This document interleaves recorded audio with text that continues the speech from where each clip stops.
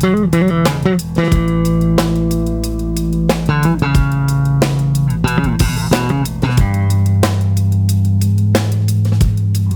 morning and welcome, Essex County College family. This is episode 29 of the Virtual Cafe presented by Student Life and Activities. Today we're going to be talking about tips for goal setting and student academic success. Once again, we have our guest, Dr. Spellman, with us. Doc, how are you doing this morning? Good morning.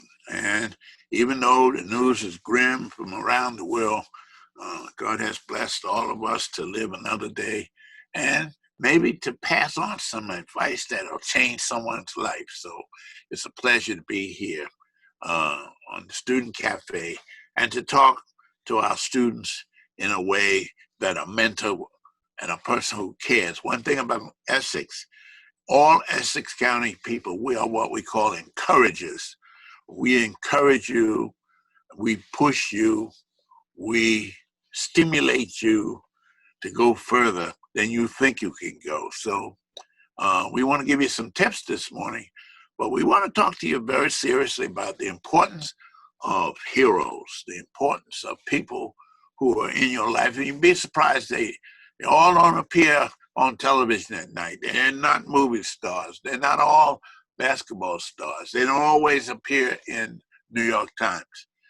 Many are right in your home, your heroes, those people who have taken care of you or looked out for you. So you have a lot of people around Essex County College. And if there's anything we're known for, is that we take students first, your student success. The first thing we say in class is we want you to succeed. The topic this morning is very exciting. It's called Tips for Goal Setting. And as you know, I'm a big one on goal setting. We've had some sessions before. And goals motivate you.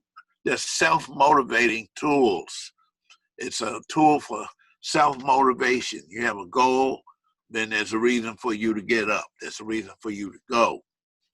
And your academic success. There are many skills. There are many tips. People make fortunes sometimes in stock markets because of tips, or people go into business because they get an idea or they get a tip. So from a humanitarian point of view, you might even say, so why is that picture of the African mask up there? Well, I want to show you a few things about African art, and it goes beyond this physical appearance. The Africans taught the world that you don't need detail when you present an artwork. You, matter of fact, gain power in the image when it is simple. Its simplicity is the most important thing. Let's get right into, I'm going to be moving kind of quickly, and let's get right into it because we have a lot to cover. Let's remember that you are a student at Essex County College, the great opportunity center of this community, fully accredited by the Middle States Association of Colleges and Universities. But even more than that, Essex has produced many students who didn't think they could make it at first, who didn't look like they were going to make it at first, and now are prominent professionals and leaders in the community. So I'm telling you this, and I'm not being facetious about it, but you are a student for the rest of your life. I don't care if you get to be 100 years old. You're always learning and you're always growing. And I maintain, just like you're seeing me in a study, this is my, it's quite a refuge because a person should have a study. Every student should have a study. Well, you say, well, Dr. Spellman, I only live in a one-room apartment. But my point is, I want to show you how that learning space, where you learn, where you study, where you meditate, where you resolve, where you analyze, is very important. So you should have a workplace where you study or you think or you write or you imagine. And all students should own and have access to a computer and the World Wide Web. I can't overemphasize how important that is for today. Because of the web, we have access to more knowledge than at any time in the history of the world.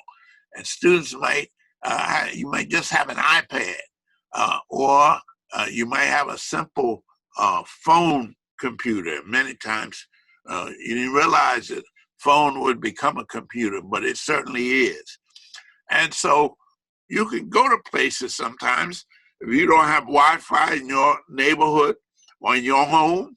Sometimes you can go to Starbucks, you can go to many Barnes and Noble, McDonald's. Where you can go right online. McDonald's has free Wi-Fi as well. And McDonald's too. So it's the access, and as I said, with Google and with the internet, we have access to more knowledge than at any time in the history of the world. That's fantastic. Einstein did not have all the things and all the knowledge at his access, or it wasn't accessible to him as we have it. So you should make some pastimes, and your pastimes ought to be things that teach you something, where you learn. I have a pastime. I like to go to Barnes and Noble and just browse.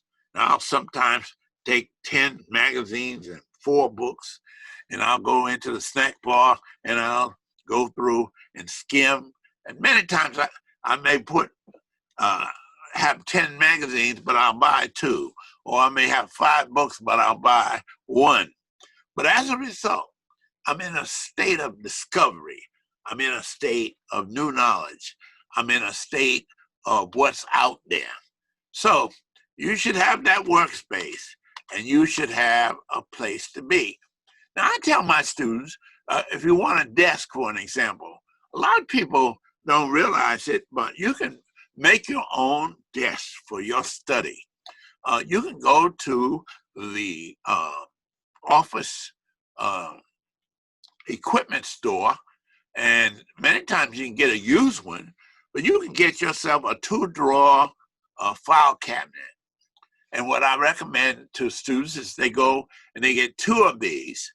Then you go to Home Depot and you go and get a door, not with the hole in it for the knob, but a door.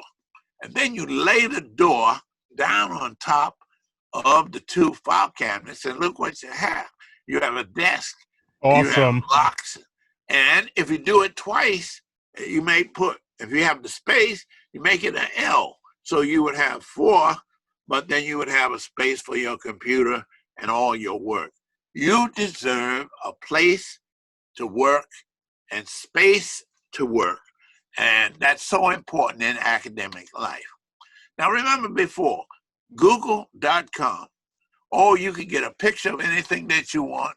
You can get an explanation of anything you want. All you have to do is sit there and think. There ought to be a time during the day. This is my discovery day, my discovery part of my day. And always want to know, I wonder what it meant when they said so-and-so. And you just type that in, and there it is. All that knowledge at your fingertips. Remember, we encouraged you in previously, KhanAcademy.org, over 4,000 digital tutorials in all aspects of math and science and civilization, but they specialize in math, all the way from arithmetic, all the way through calculus. And all you have to do is take your textbook and line it up and type in that title. If it's word problems, you type in word problems, and Khan Academy will give you demonstrations using a pad, and they will show you problems and how to solve those problems. Dogpile.com is another discovery search tool, very serious. It has 15 engines looking for what you ask it for at one time. So sometimes it might be redundant, but at the same time, it's doing that broader academic research for you. That's called dogpile.com. And then you ought to go, there's many places when you deal with software, you shouldn't pay a lot of money for software. You should rent your software, or you go to a place and the address is there, academicsuperstore.com. That's where you can get everything so much cheaper, because they figure out if students use that software, then when they go into business or they go to work, they will use it. So therefore, they have a reduced amount. And the same way with your textbooks, you need to research whether they come in ebooks, whether you can rent those books instead of buying those books because they're very expensive. So all students, you say, Dr. Spellman, I'm on financial aid. How can I have a computer? Computers have become very reasonable. You should get a good one, but you can go out to Staples. You can catch those sales. A laptop or an iPad. Now, a laptop is good for class, and iPads are good. Students, I've been lecturing in the lecture hall, and they'll take pictures of those slides. You need a printer. It doesn't have to be expensive. They're not expensive now, but to print out your work. And a little scanner, sometimes you can buy a printer and scanner in one unit. I have one here in my office, so I can do all, but you can have it in one unit. Sometimes you want to scan a picture, or you want to copy a document. And you need what I call, this is one of my favorites, my idea books, my thinking books. I keep black manuals, and I keep them. And then I have notebooks in my car. I have notebooks all around me so that when I get an idea, I can write it right down. And so you need, I call them think and create notebooks. You get an idea, write it down. So what are some of those aspects? There are many aspects of successful people. One is they're dedicated to reading. Usually they're what we call well-read. If you look at all the people being interviewed on television right now, you look behind them. Eddie Gold just wrote a book on Black history that's absolute, and I can't get over how important it is for us to be well-read. You need to read magazines. You need to update yourself on your news. When you go to an interview sometimes, they'll ask you, they'll say, where do you get your news from? And they can tell whether or not you're a reader or whether you just skip along and you need to go beyond the news on TV. You should develop what I call an inquisitive mind.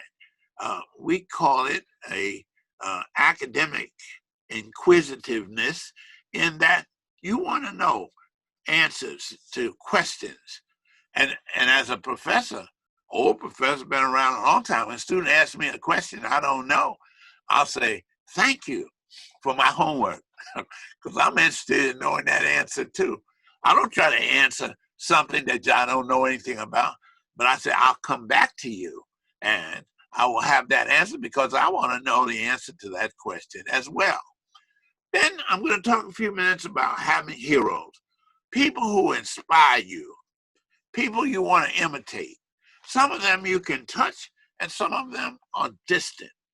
Some of them you admire on the television, and then there are others that are right around you, and I don't know how valuable you realize they are. Someone who sacrificed for you, someone who gives you practical advice.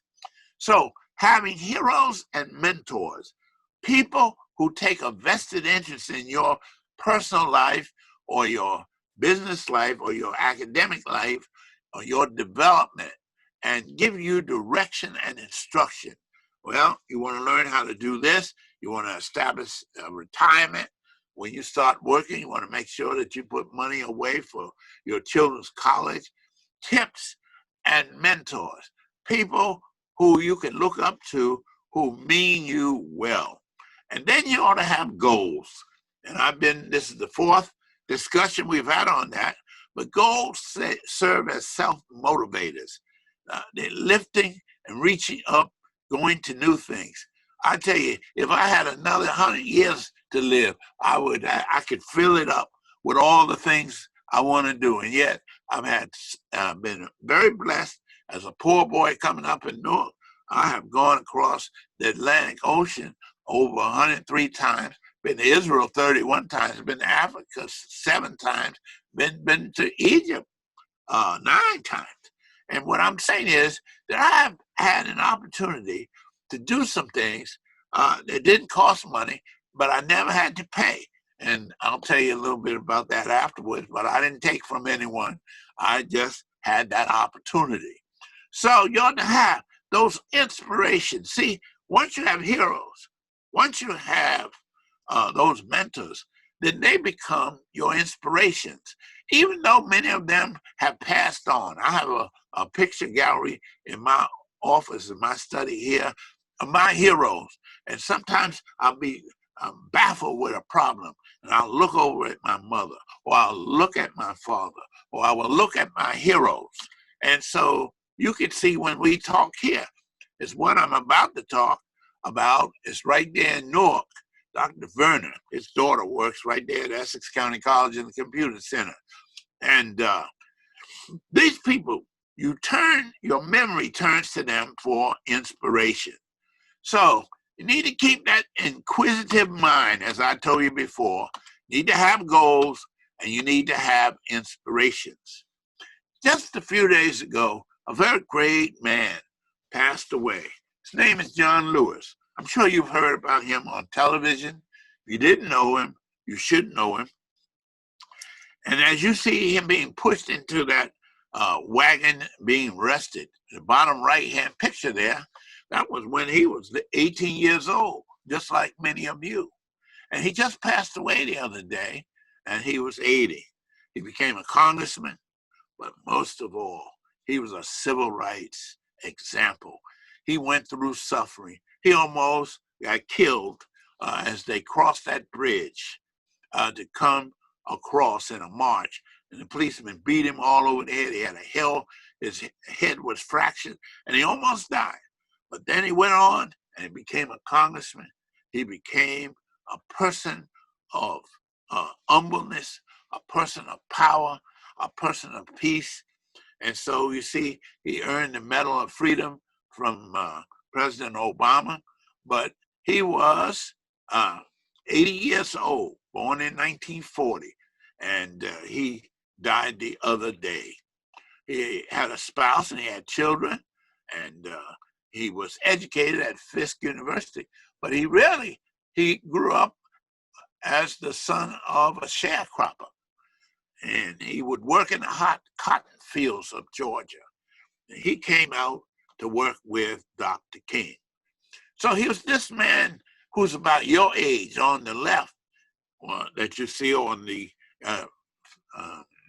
screen when he was 18, and here he is at age 80. But in between, that's what someone said born so-and-so, died so-and-so. But what happens between those two dates? That's very, very important. I heard a sermon one time. What happens between the dash, the date or the year you were born, and the date you depart? And then you look at this man and his accomplishments, his voting rights, and how he had to suffer. He spoke at the March on Washington. And then he went in 65 to cross that bridge, and the police beat him over the head, and he was injured and almost died. And he rose to a walk and march. As you see over here, he is with Dr. Martin Luther King and Dr. Abernathy. My father knew Abernathy, but he was the last of those who spoke at the March on Washington in 1963. He's the young. See him over here on the left. And you have Dr. King and James Farmer. He spoke at Essex County College graduation one year. I sat in the cafeteria there and talked with him, and what a joy that was. But here was young John Lewis getting into what he called good trouble. In other words, he was willing to go to jail in order to demonstrate vote, and that he wanted people to vote. So you have some very precious family moments. My wife comes from a family where there were 9 kids, and she raised, my mother-in-law raised them, and they didn't have running water. And she used to cut wood in order to feed them before they went out to school in the morning. And you, as an encourager and as a disciple of Essex, as a descendant from Essex, your job is to help somebody up. just like that. And this man, who I never thought I would ever see, a black man to become president of the United States. Oh, what a great miracle it is for me to see. And John Lewis said it the other day before he died, that he had a chance to see a black man ascend as president, one of the most remarkable people that you could ever meet. And students, I never met him, but the point is, he is an inspiration to me. And you need a hero like that. It tells you that you can do the same thing. And here we have the Payne brothers. Now, Bill Payne on the left is still living, but his brother Donald Payne was a congressman. And they grew up under a group we call the Leaguers that I was a member of. Mrs. Birch, I'll tell you about that in a minute. But you have Donald Payne and Bill Payne with Thurgood Marshall, the first and only black person or black man who was the first one on the Supreme Court. And then there are two heroes here of mine from Essex. The woman on the right, if it weren't for her, there would be no Essex in Newark. And she represented and put her foot down and overruled some people who wanted to put Essex County College in Verona. And she went on and she fought, and there's a theater at the college named after her, Mary B. Birch. Her descendants, she came from through Dutch country. Slaves used to go, the Quakers used to take in slaves. And so she was the only and the first black to graduate from a college in Pennsylvania called Chippensburg University. And they honored her before she died. The man on the left is a great hero of mine. He was president of Essex County College for 29 years. And I talk with him about once a week. But what an inspirational man. What an analytical man. What a committed man. And I can look back and I can remember and know that he was one of my best friends, but he was one of my inspirations. So here they are all together. Here you see Donald Payne. Here you see Bill Payne. You see the governor of New Jersey. You see Payne's son. And you see Dr. Youngberg. And then you see the President of the United States. I tell you, what a picture. One of my favorite pictures. And just think, I knew 5 of the 6 men in that picture. But now I want to talk about a person who was could have been very rich. His name was Dr. Edward W. Verner. He passed away a few years ago. He started a group called Black Churchmen, built up and helped students in scholarships and all kinds of things. But he was a gynecologist. He was a person who would treat women with breast cancer. He was a physician who could have been out in the suburbs, but he decided that he was going to work for his people. It's just like a Bible verse I love. It's Moses, who could have been the son of Pharaoh's daughter, chose to suffer with the people rather than to enjoy the pleasures of Pharaoh for a season. In other words, there's some people willing to sacrifice and give back.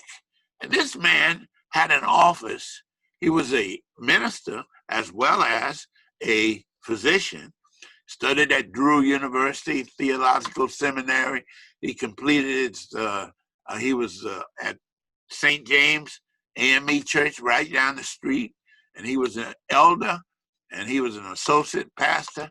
But the thing was, this was his practice. Somebody said, what a broken down, what a kind of place right up there on West Market Street and 8th Street, where 8th Street and West Market come together. But he had women coming in, and many of them couldn't even pay the bill, and he would treat them who had breast cancer.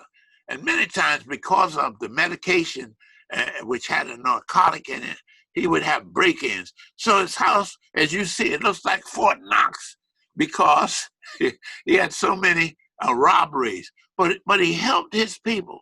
He stopped her from crying. He stopped her from worrying. He made a contribution. And he would come out on the street and talk to the people. He would treat people on the street. There he is on the left there. Dr. Vernon. And here's Dr. Birch. And Dr. Birch, who founded and said that Essex County College, she was the founder of the Leaguers, but many years before, she had Dr. King come and speak to the Leaguers' dinner. And this is a fantastic thing because I saw Dr. King twice in my lifetime. He came to my campus when I was an undergraduate at Virginia State, and I saw him again. But my point is, these are people who touched our lives. This woman, had it not been for her, we wouldn't be in Newark with Essex. Had it not been for Dr. King, so many of us have paved the way. So in our recent, we call her Ma Birch, but the president of Essex recently said that without Mrs. Birch, without her contribution, there would be no Essex County College and an opportunity center for you. But she came and she was a part of this fantastic campus. Then there's a graduate of Essex. He was one of my students when we first opened. His name is Chuck Woodridge. He's a graduate of Cornell University. He's an architect, and he's building buildings, and he just designed the new St. James Church. And he's right there teaching adjunct to give back to Essex. And you can meet him sometime. But these are some of the works, some of his buildings that he designed because he's a great architect. So you have to have empathy and emotions. What is empathy? Empathy is being and putting yourself in the other person's place and feeling what they feel, knowing what they know, and believing what they believe. And so we have a situation where we have my heroes, many of them who have come. One is my grandfather here. And if you notice, behind my grandfather is Dr. King. Back in 1957, before 63 now, they had a march on Washington. And my grandfather, being a prominent minister in Harlem, and there you see Dr. Abernathy, you see Adam Clayton Powell right here. And then here are two of my heroes. They're my sons, twins. They went to Morehouse College, identical twins. And that day I saw 500 Black men, because Morehouse is a male college. Spellman is the college for women. But I saw them come down that road wearing and with 500 Black men who had succeeded in college and today are doing very well. And then there's a hero like my mother. She sacrificed. She was the silent sacrificer. And she was one who wouldn't tell you. She would go without so we could have. And there's someone around you right now. It was your grandmother or your mother or somebody in your family. They sacrificed so that you could have. My father was very community oriented. He used to be president of BTU at Bethany.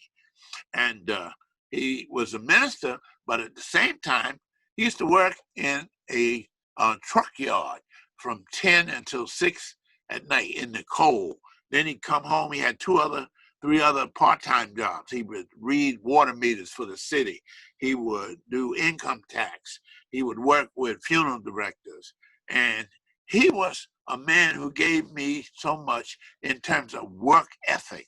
I was 9 years old and I had a paper route, but those papers on Sunday would be so heavy, and he would ride and drive me as we delivered those papers. And these are things, students, you never, ever forget.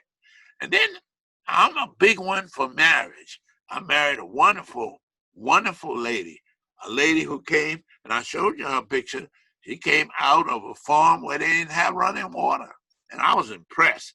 She told me she had to excuse herself when I was courting with her. She said she had to go and milk her cows, and she went and took off her heels and put on these boots and milk the cows. I tell you, I was impressed. And I'm telling you, students, what I was impressed about was her genuineness. Always be genuine. Be who you are. Don't ever be artificial. Don't act out. Don't try to be something you're not. Just be who you are. And people will respond to your genuineness. Then I have some friends, both of them just passed a couple of years ago, the Wileys. They had 15 children. And in the 15 children, they had two sets of twins. And their two twins, one set of twins is here, both became physicians.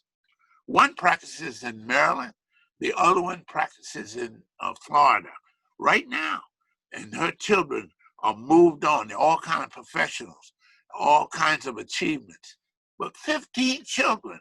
Now, if she could do it for 15 children, then you can do it for yours.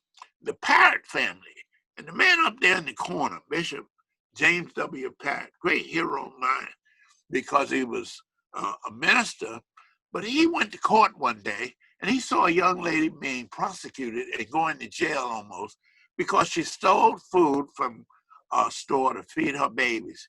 And it had such an impact on him that he decided he was going to start a food program that he was going to start. And he began to feed at a lighthouse temple down there on Broad Street, across from Symphony Hall. And he would feed 500 people a day.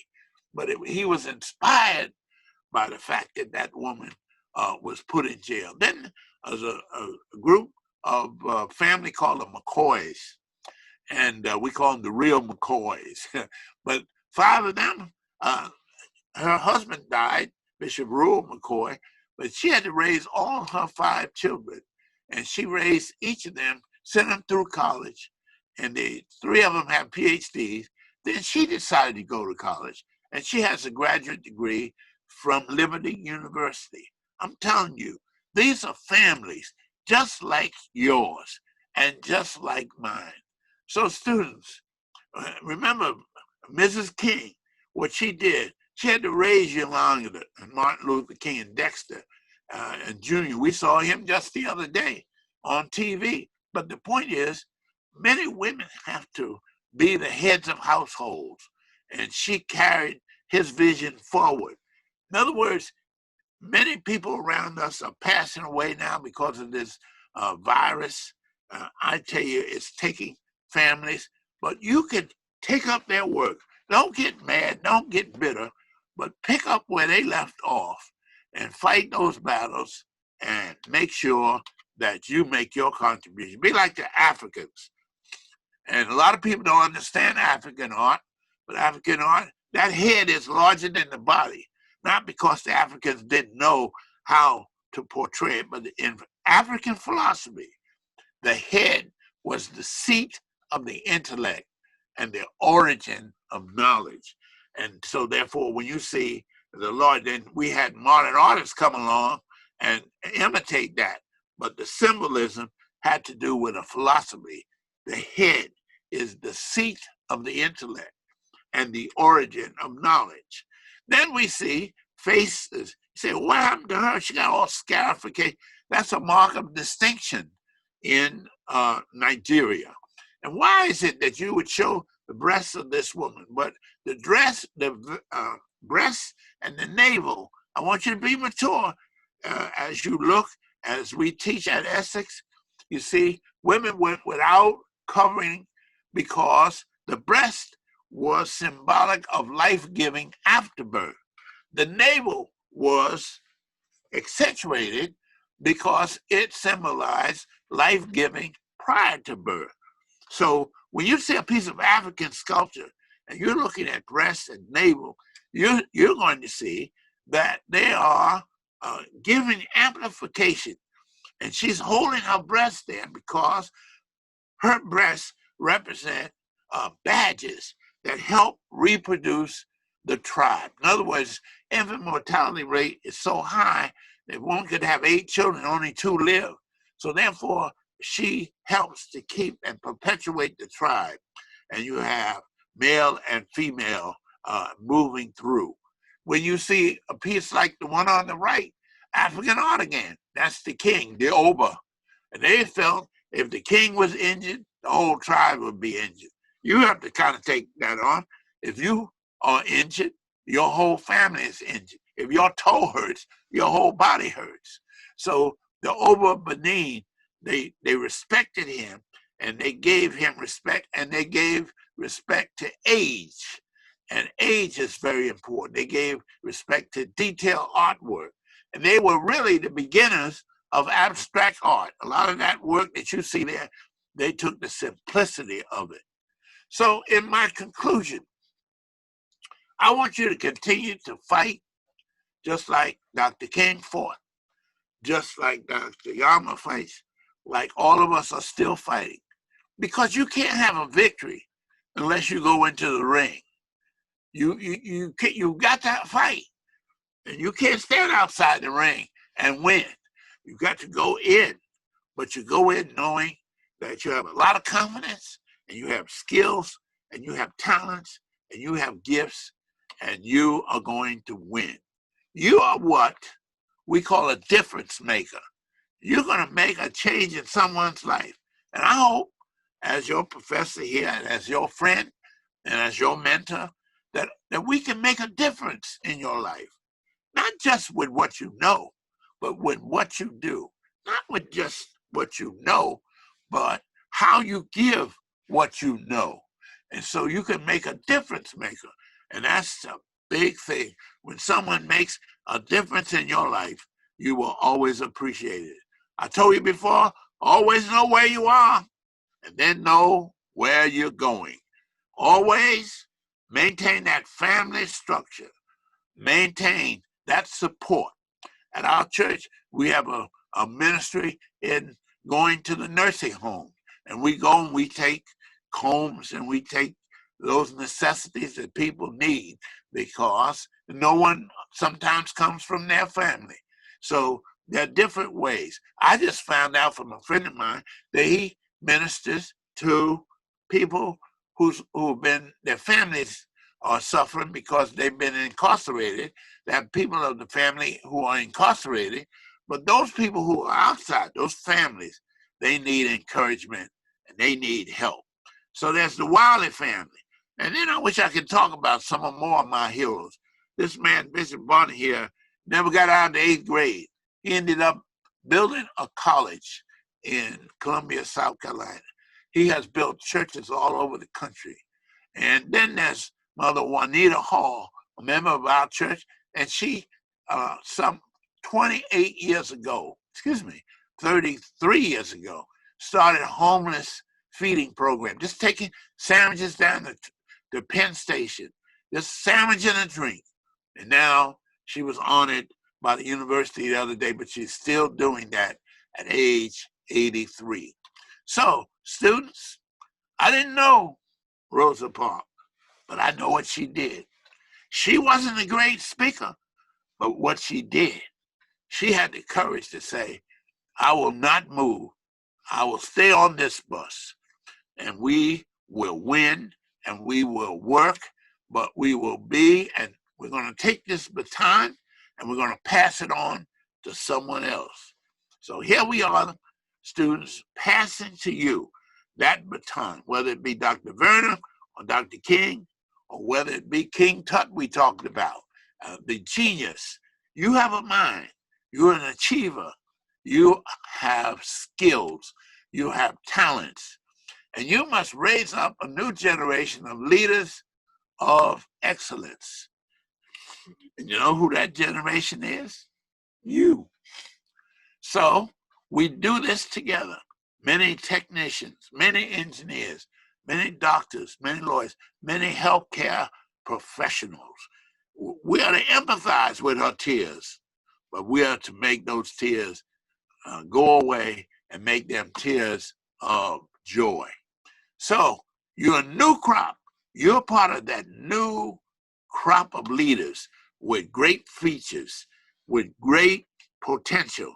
And as I told you before, you have to be like that elephant who they tied a rope to, and in his mind, he thought he was still tied to the post. He had the power to tear the whole wall down. And you have. Don't let anyone tie down your mind or tie down your confidence.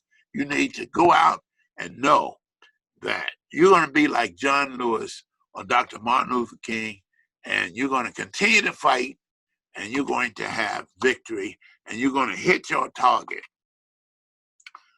Here's my last point. A little longer today, but I'm having fun. One of my favorite poems, and it should be a capital on that D there. One of my favorite poems is Edgar Guest's It Couldn't Be Done. It couldn't be done. And so it goes like this. Someone said, it couldn't be done. But he would not say so. He chuckled and replied, and maybe it could not be, but he would not say so until he tried. So he buckled right in with a trace of a grin. On his face, if he worried it, he hid it, and he started to sing as he tackled the thing that couldn't be done, and he, with God, did it. Oh, somebody scoffed, oh, you'll never do that. At least no one has ever done it. But he took off his coat and he took off his hat, and the first thing we knew, he'd begun it. He just started to sing as he tackled the thing with a lift of a chin and a bit of a grin. Without any doubting or quitting, he started to sing as he tackled the thing that couldn't be done. And with God, he did it.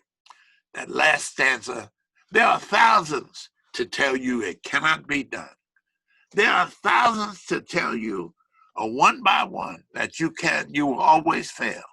But just buckle in with a trace of a grin. Just take off your hat and go to it. Just start to sing as you tackle the thing that couldn't be done. And with God, you'll do it. Students, that was another amazing presentation from Dr. Spellman. We discovered our heroes. Think about your personal heroes and how you can turn them from inspiration to aspiration. We thank you for tuning in to the Virtual Cafe today. We thank our special guest, Dr. Spellman, as always. We will be back here next Tuesday with Dr. Spellman, and again next Wednesday with Student Life staff. We hope all of you are doing well during this time. We'll see you on the flip side. Take care.